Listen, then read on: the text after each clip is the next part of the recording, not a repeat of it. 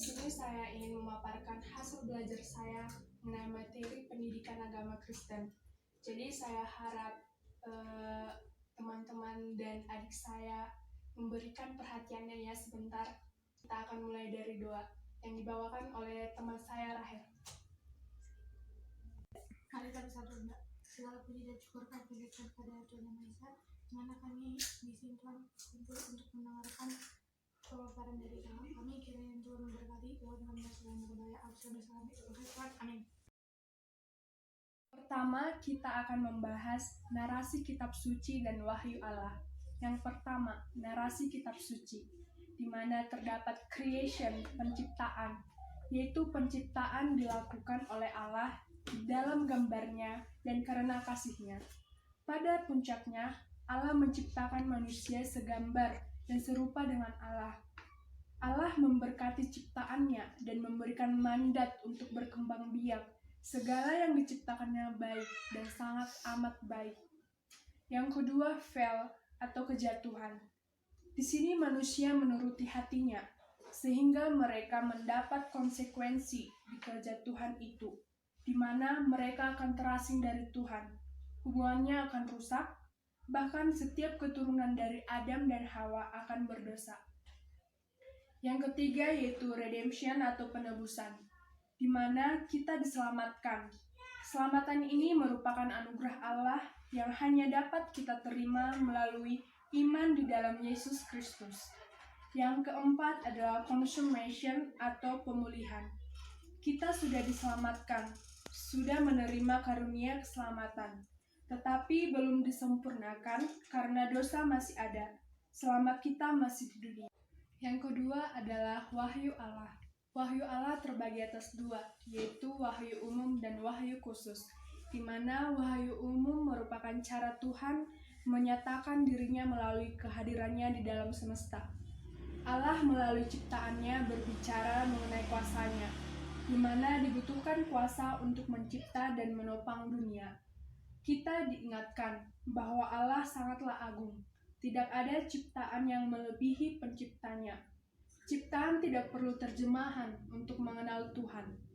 Yang kedua adalah wahyu khusus, yang dimana cara Tuhan menyatakan dirinya ketika ia berbicara melalui firman-Nya. Firman Allah adalah sebuah snack atau makanan ringan, di mana firman Allah memberikan pengetahuan bagi kita. Firman Allah yang cukup, yang sangat kita perlukan, yang memiliki otoritas dan sangat jelas. Untuk pembahasan yang kedua, kita akan membahas mengenai inspirasi dan iluminasi, di mana inspirasi adalah karya Allah kepada penulis firman Tuhan, dan iluminasi adalah karya Allah kepada pembaca firman Tuhan. Di sini kita akan mendapat perbedaannya, yaitu inspirasi adalah Roh Kudus bekerja di masa lalu memungkinkan Alkitab sepenuhnya benar, sedangkan iluminasi adalah Roh Kudus membantu kita di masa sekarang, tetapi tidak menjamin interpretasi kita selalu ada dan benar. Mengapa kedua hal ini penting? Karena di sini kita diajak untuk mengenal Tuhan, bukan hanya mengetahuinya saja, tetapi benar-benar mengenal dan memahami Allah. Yang kedua adalah koma, di mana C-nya adalah konteks, O-nya adalah observasi, M adalah meaning, A adalah aplikasi.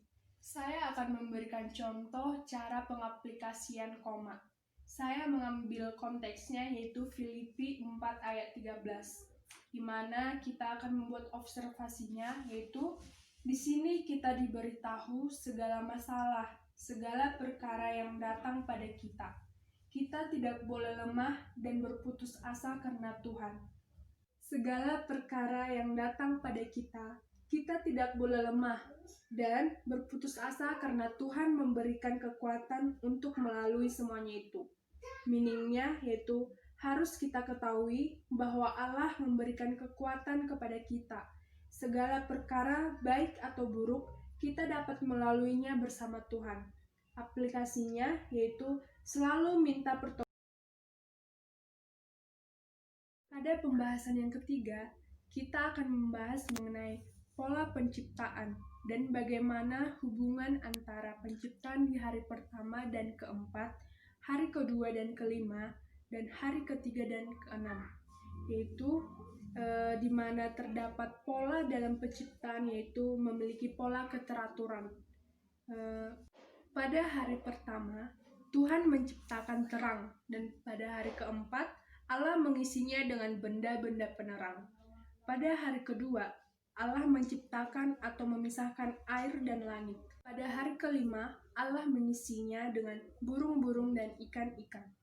Pada hari yang ketiga, Allah memisahkan daratan dan laut. Pada pembahasan selanjutnya, kita akan membahas inti permasalahan yang membuat manusia jatuh ke dalam dosa dan apa dampaknya.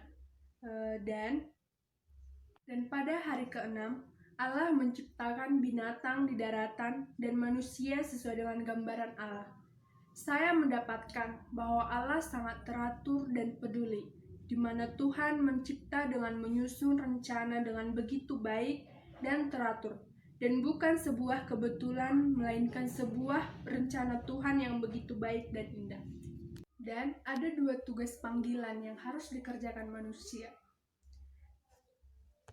yang berdampak bagi kita tidak berhubungan baik lagi atau murni dengan Tuhan, dengan manusia lain, ataupun dengan ciptaan Tuhan yang lainnya. Inti dari permasalahannya yaitu Tuhan memberikan tugas kepada manusia, yaitu manusia harus mengisi bumi dan menguasai seluruh bumi. Tetapi manusia melanggar perintah Tuhan, di mana sekarang manusia akan mengisi bumi dan menguasai bumi dengan rasa sakit, karena manusia telah berdosa. Adapun tugas atau panggilan yang harus dikerjakan manusia yaitu yang pertama, mereka harus berbuah dan bertambah banyak untuk mengisi bumi. Yang kedua, mereka harus bekerja untuk berkultivasi bumi untuk berkuasa atasnya. Pada pembahasan yang keempat, kita akan membahas covenant, hal apa saja yang terdapat di dalamnya, dan seremoni seperti apa yang dalam covenant dengan Abraham. Covenant merupakan sebuah relasi resmi yang didasarkan pada janji-janji Tuhan kepada Abraham untuk menyembelih hewan, yaitu lembu betina, kambing betina, dan domba jantan. Kemudian diambilnya hewan tersebut, lalu dipotong menjadi dua bagian kecil, kecuali anak burung merpati. Itu diartikan sebagai perjanjian antara Allah kepada Abraham untuk memberikan sebuah tanah perjanjian kepada keturunan Abraham dan semua keturunannya akan terberkati. Terdapat pada covenant yaitu perjanjian, perayaan, dan tanda. Dan selanjutnya kita akan membahas perayaan yang dilakukan oleh bangsa Israel untuk memperingati peristiwa keluarnya mereka dari Mesir, dan bagaimana peristiwa keluaran menjadi gambaran bagi apa yang Kristus lakukan bagi umat manusia. Perayaan yang dilakukan oleh bangsa Israel adalah perayaan Paskah dan Keluaran. Tuhan adalah penyelamat, karena Tuhan menyelamatkan bangsa Israel dari perbudakan. Bangsa Israel pada waktu itu sangat tak berdaya di dalam perbudakan.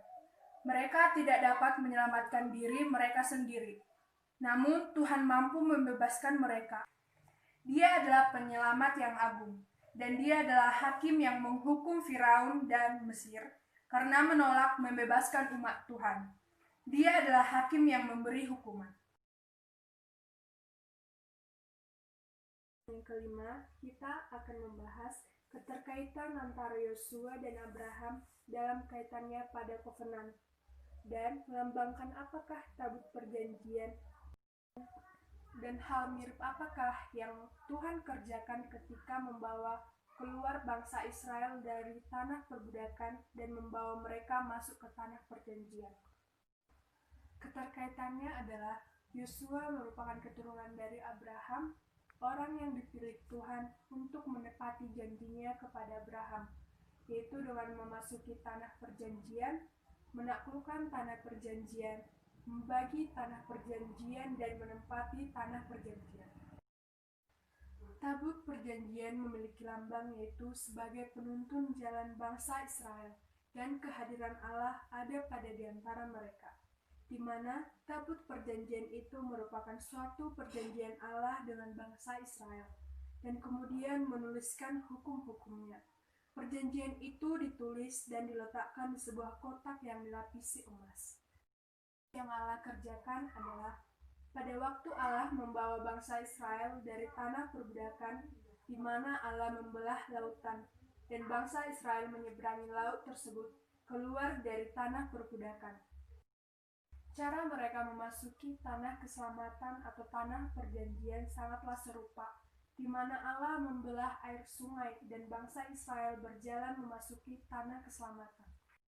Kita akan membahas pola terus-menerus yang terjadi pada periode hakim-hakim. Seperti apa pola itu dan di mana letak perbedaannya. Pada kitab Hakim-Hakim, mengapa dikatakan ada humor? Dan pesan apakah yang ingin disampaikan melalui hal tersebut?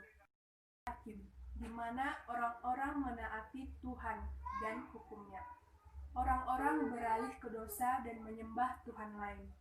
Tuhan mengizinkan tentara asing untuk datang dan mengalahkan mereka. Orang-orang bertobat dan berseru kepada Tuhan. Mengangkat seorang hakim untuk menyelamatkan bangsa Israel dari kehancuran. Inilah terjadi terus-menerus. Dapat melihat letak perbedaannya di mana siklus yang terus-menerus itu terjadi semakin memburuk dan memburuk. Mereka jatuh makin dalam ke dalam dosa. Dapat kita jumpai dalam kitab Hakim-Hakim, di mana Tuhan memilih untuk menggunakan pahlawan yang paling tidak biasa untuk menjadi para hakim. Dan kita dapat mengambil pesan hakim, di mana kita diingatkan bahwa pahlawan yang sesungguhnya atau pahlawan satu-satunya itu adalah Tuhan. Tuhanlah yang menyelamatkan bangsa Israel. Bahasan yang keenam, kita akan menjumpai permintaan akan seorang raja adalah permintaan yang buruk bagi bangsa Israel. Mengapa hal tersebut dikatakan buruk? Dan kita dapat menjelaskan 1-2 Samuel 1-2 raja-raja menggunakan akronim 4S. Permintaan akan seorang raja pada bangsa Israel dikatakan buruk karena mereka mempunyai motivasi. Mereka ingin seperti bangsa-bangsa lain. Mereka semestinya menjadi bangsa yang spesial, bukan menjadi serupa dengan bangsa lain.